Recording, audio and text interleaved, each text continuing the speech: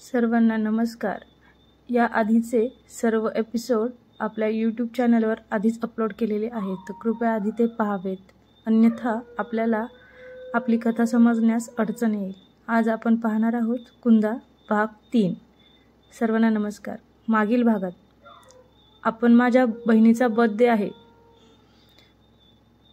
तर आपण हॉटेलला सेलिब्रेट करू आणि तिला एक सरप्राईज देऊ तिथे बोलून, प्रतीक म्हणाला। तशी कुंदाने हो म्हणत मान डोलावली आणि क्लासरूममध्ये निघून गेली। सर्व लेक्चर झाल्यावर आरती नावाच्या मुलीने थोडी हिम्मत केली आणि तिला म्हणाली, तुझं नाव कुंदा आहे ना? हो, माझं नाव कुंदा आहे। का, काही काम होतं का माझ्याकडे? कुंदाने विचारले। हो, मला तुझ्याशी खूपच महत्त्वाचं बोलायचं आहे। म्हणून तिने कुंदाला बाजूला नेले आणि सर्व सांगितले की तू प्रतीकवर विश्वास ठेवू नको, त्याचं तुझ्यावर काही खरं प्रेम नाहीये। तो मुलींना प्रेमाच्या जाळ्यात ओढून त्यांच्याशी सर्व काही करतो आणि नंतर त्यांना सोडून काही जर बोलल्याच तर तो त्यांना धमक्या देतो। तो त्या मुलींना प्रेमाच्या जाळ्यात ओढून त्यांच्याशी सर्व काही करतो आणि नंतर त्यांना सोडून देतो। त्या मुली काही बोलल्या तर त्यांना तो ब्लॅकमेल करतो आणि गप्प बसल्या नाही तर त्यांना त्यांचे फोटो व्हायरल करेल असे धमक्या देतो, असे आरतीने कुंदाला सांगितलं। काय? माझा प्रतीक असं करतो? नाही, तुम्हाला काहीतरी चुकीची माहिती मिळाली असेल। माझा प्रतीक असा नाहीये, कुंदाने गडबडून आणि गोंधळलेल्या मनस्थितीत बोलली। नाही कुंदा, कसली चुकीची माहिती नाही आणि कसलाही गैरसमज नाही।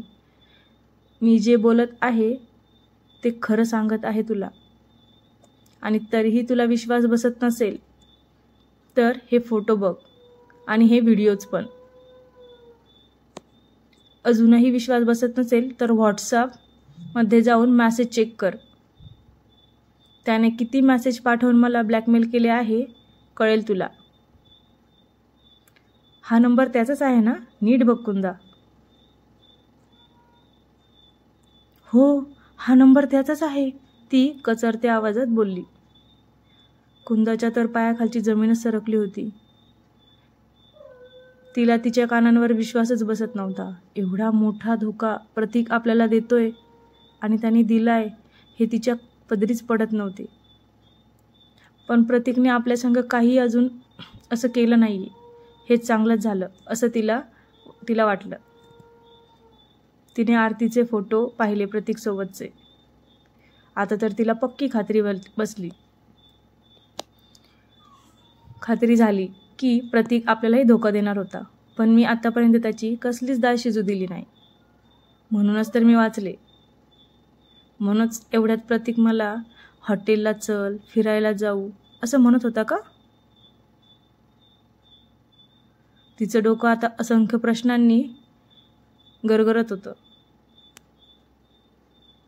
तिला काहीच कळत नव्हतं। आता काय करू? प्रतीकपासून कशी लांब राहू? सर्व पेपर संपेपर्यंत ती घरी आली विचार करतच। बाळा, आलीस कॉलेजवरून? कसा गेला आजचा दिवस? कसं झालं कॉलेज? सरांनी विचारलं। छान झालं बाबा, तिने कसं तरी तोंडावर हास्य आणत मान हलवली। बाबा, मी आधी फ्रेश होते, म्हणून ती तिच्या रूममध्ये निघून गेली। आज वेगळीच वाटत होती ही, कसलं तरी टेन्शन आलेलं आहे असं वाटतंय, सर मनातच बोलले। पण कसलं टेन्शन असेल तिला? जाऊ दे, ती बाहेर आली तर तिलाच विचारतो, सर स्वतःशीच बोलत होते। ते तिच्या रूमच्या बाहेर फेऱ्या मारत तिची वाट पाहू लागले। कुंदा फ्रेश झाली, पण तिच्या डोक्यातून आरतीने सांगितलेल्या प्रतीकच्या विषयाच्या सर्व गोष्टी काही केल्या तरी तिच्या डोक्यातून जाईना। काय करू? मी जर अशीच बाहेर गेले तर बाबांना कळेल की मी कसल्या तरी टेन्शनमध्ये आहे। काय करू? बाहेर जाऊ की नको असा विचार कुंदा करू लागली। तेवढ्यात, कुंदा बाळा, आवरलं का तुझं? सरांनी आवाज दिला। हो बाबा आलेच, म्हणून तिने रूमचा दरवाजा उघडला आणि बाहेर आली. बाबा मी आपल्या दोघांसाठी चहा करते, आई करायची तसा, म्हणून ती किचनकडे वळली. तोच, थांब ना बाळा, कसलं टेन्शन आहे का तुला कॉलेजमध्ये? काही झालंय का कॉलेजमध्ये? सरांनी विचारलं. नाही बाबा, असं काहीच नाही आहे. आणि तुम्हाला असं का वाटलं की मला टेन्शन आहे? तुमची मुलगी खूप स्ट्रॉंग आहे बाबा, तिला कधी कसलं टेन्शन येईल का?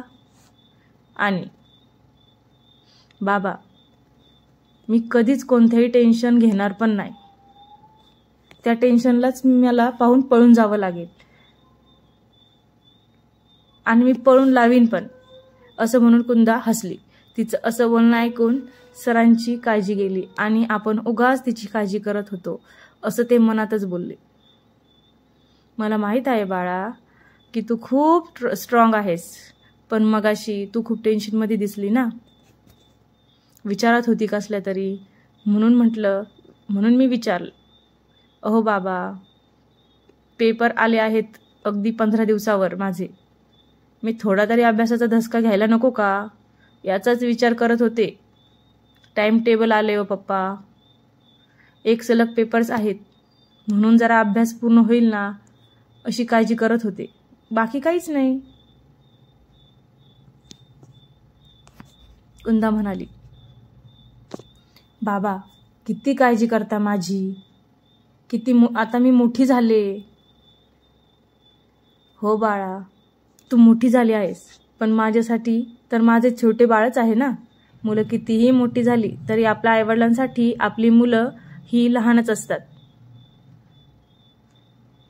सर म्हणाले. बाळा मला एक प्रॉमिस कर, तुला पुढे जाऊन कधी कसलाही प्रॉब्लेम आला किंवा काही असेल जे तू वडील आहेस म्हणून सांगू शकत नाही मला किंवा सांगू शकणार नाहीस असं तुला वाटेल तर असं नाहीये. आयुष्यात खूप लहान मोठ्या गोष्टी होत असतात बाळा, सगळंच घरच्यांना सांगता येत नाही. पण मला एक तू चांगला मित्र समज तुझा, आणि हे सगळं समजूनच मला तू सगळं सांगशील असं सर म्हणाले. तिने त्यांच्या खांद्यावर एक हात टाकला आणि म्हणाली. मित्रा आता चहा बनवायचा का? मला खूप चहाची तल्लफ झाली आहे. आणि दोघेही हसत किचनमध्ये गेले. कुंदाने मस्त चहा बनवला. मस्त झालाय चहा, अगदी आई बनवते तसाच, सर म्हणाले. हो ना बाबा, आई मला नेहमी किचनमध्ये घेऊन यायची, स्वयंपाक करताना माझ्याशी गप्पा मारायची. तुम्ही तर गाण्याच्या क्लासमध्ये बिझी असायचा. मग काय, मला शिक्षा व्हायची. तिचं रोजचं स्वयंपाक करताना माझ्याशी गप्पा मारायची आणि त्याचबरोबर माझाही रोजचा क्लास सुरू व्हायचा किचनचा. आणि सर हसले. काय कुंदा, तू याला शिक्षा म्हणतेस? मग काय बाबा, गप्पा कमी आणि भाजी कशी करायची याची रेसिपी सुरू व्हायची. हे तर काहीच नाही बाबा, भाजी बाजारातून कशी आणायची, कशी बघून आणायची, ती गावरान आहे की नाही ही कशी ओळखायची, इथपासून सगळं सांगायची आई मला. ह्याचं रोज ज्ञान द्यायची ती मला. आणि एकच भाजी वेगवेगळ्या पद्धतीने कशी बनवायची हा आमचा रोजचा विषय. मला तर खूप कंटाळा यायचा बाबा, पण काय करणार. आता आहे ना आईच्या याच क्लासची खूप आठवण येते बाबा मला. Miss you Maugham a lot, I miss you Maugham a lot. असं म्हणत तिच्या डोळ्यात पाणी आलं आणि तिने आपल्या मनातील दुःख त्या आईच्या नावाने लपवले. बरं बाळा, आता सध्या फक्त अभ्यासाकडे लक्ष देतो, मी घर बघत जाईन. आपल्याकडे कामाला काकू आहेत, त्यांना अजून एका बाईला पाहायला सांगितलंय मी, सर म्हणाले. आणि तुझे पेपर्स आहेत तर घरातील कामे नको करत जाऊस, मी करून घेईल त्यांच्याकडून, सर म्हणाले. हो बाबा, असे म्हणत तिने त्यांना मिठी मारली आणि म्हणाली, मी आता जाते अभ्यासाला, अभ्यास करते हां. रूममध्ये येऊन कुंदा आता प्रतीकपासून कशी सुटका करून घ्यावी याचा विचार करत होती. त्याला पेपर होईपर्यंत कसं तरी टाळावं तर लागेलच म्हणून ती विचार करू लागली. मी अभ्यासाचा बहाणा करून टाळेल त्याला. हो, हीच आयडिया चांगली आहे, कुंदा स्वतःशीच बोलली. प्रतीक, मी फक्त माझे पेपर्स होईपर्यंत शांत थांबले आहे. एकदा पेपर संपले की तुझाही चॅप्टर कायमचा क्लोज. तू माझा आणि त्या मुलींचा गुन्हेगार आहेस. याची शिक्षा तर मी तुला देणारच. तीही पोलिसांना तुला रंगेहात पकडवूनच, कुंदा स्वतःशीच बोलली. आणि त्या मुलींना न्याय मिळवून देणार मी, असा स्वतःच्या मनाशी एक पक्का निर्धार करून तिने एक उससा सोडला.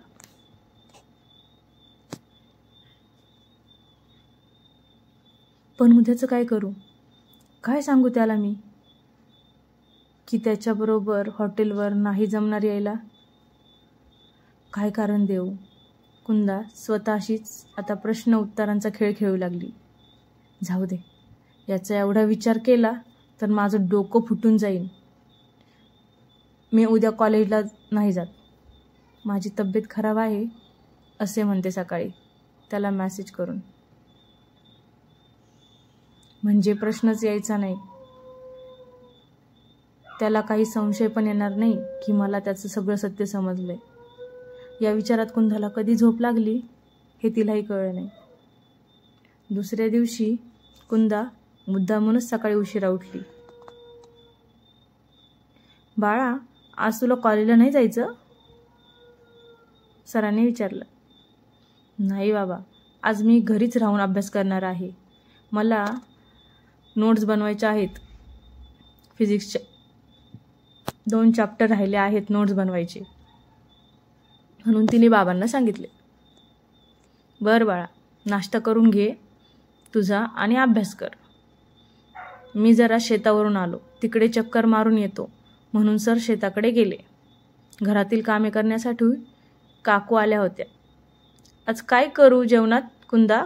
काकूंनी विचारले. काकू, मला पुलाव खायचा आहे आणि टमॅटो रगडा. बाबांसाठी चपाती बनवा प्लीज. त्यांचं ना चपाती खाल्ल्याशिवाय पोटच भरत नाही, कुंदा म्हणाली आणि रूममध्ये निघून गेली. आजचं मरण टळलं कुंदा. पण या एवढ्यात परत प्रतीकने काही करून आपल्याला त्याच्या जाळ्यात अडकवायला नको, म्हणून तिने त्याला मेसेज केला. प्रतीक, अरे सॉरी, मी आज कॉलेजला नाही येऊ शकत. माझी तब्येत ठीक नाही आहे. मी आज घरीच आराम करते आणि तुझ्या बहिणीला बर्थडे विश कर माझ्याकडून. आणि मी येऊ शकले नाही म्हणून पुन्हा एकदा सॉरी, म्हणून तिने प्रतीकला मेसेज केला. आणि ती अभ्यास करायला बसली. प्रतीकने तिचा मेसेज वाचला आणि त्याच्या डोक्यात एक तिडीक गेली. ही समजते तरी काय स्वतःला? माझ्यापासून कोणीच वाचू शकत नाही. आता काही झाले तरी मी तुला हॉटेलला नेणारच, म्हणून त्याने जोरात फोन आपटला आणि विचार करू लागला की आज ही वाचली, पण मला हिला काही करून लवकरात लवकर माझं करायचं आहे. खूप त्रास दिला हिने मला. एवढा पेशन्स मी आधी कधीच ठेवला नाही आहे कोणत्या मुलीसाठी, पण ही वेगळीच आहे. किती मुलींना मी सहज त्या हॉटेलवर त्या रूममध्ये नेऊन मी मजा केली आहे. ही आहे की माझं काहीच चालून देत नाही, सगळ्या प्लॅनची वाट लावते. असं म्हणत त्याने बाईक स्टार्ट केली आणि त्याचा मोर्चा डायरेक्ट तिच्या घराकडे वळवला. आता तिच्याच घरी जातो आणि तिला प्रेमाने अंजारतो गोंजारतो. जमलं तर तिथेच तिला माझं बनवतो, तिच्याच घरात तिला माझं बनवतो. असं म्हणत तो तिच्या घराबाहेर येऊन थांबला. त्याने हॉर्न वाजवला.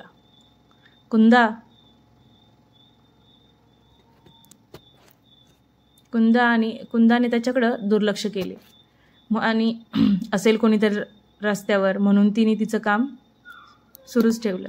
त्याने परत एकदा हॉर्न दिला आता हॉर्न कामवाल्या काकूंनी ऐकला. कामवाल्या काकू बाहेर आल्या. कोण पाहिजे? प्रतीक म्हणाला. प्रतीकला काकूने विचारले. सर पाहिजे. आहेत का घरी? प्रतीकने विचारलं. सर नाही येत. कुंदा, ए कुंदा, जरा बाहेर ये ग, कोण आले बघ. काकूंनी कुंदाला आवाज दिला. तशी कुंदा पळतच बाहेर आली. कोण आहे काकू म्हणत तिने बाहेर पाहिलं तर ती आश्चर्यचकित झाली. तिच्या डोळ्यांवर विश्वासच बसेना. चक्क प्रतीक तिच्या घरी आलाय. तिला काही सुधरेना आणि तिला दरदरून घाम फुटला. हातपाय थंड पडले. आता तिला काही सुधरेना आणि तिला आता तिला काहीच कळेना की काय करू काय नाही.